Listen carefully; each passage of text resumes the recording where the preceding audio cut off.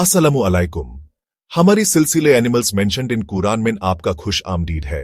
क्या आपने कभी कुरान में जिक्र होने वाले दिलचस्प जानवरों के बारे में सोचा है? आज हम हुदहुद परिंदे की कहानी जानेंगे जो इस्लामी तारीख में एक अहम किरदार अदा करता है।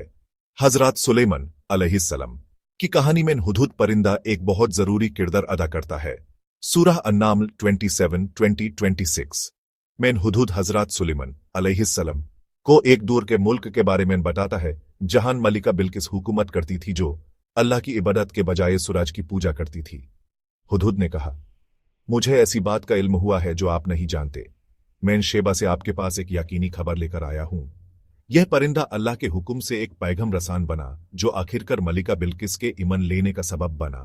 और सूरह अल मुल्क आयत 19 में अल्लाह फरमाता है, क्या उन्होंने परिंदों को अपने ऊपर उड़ान भरते और पांख समेटते नहीं देखा?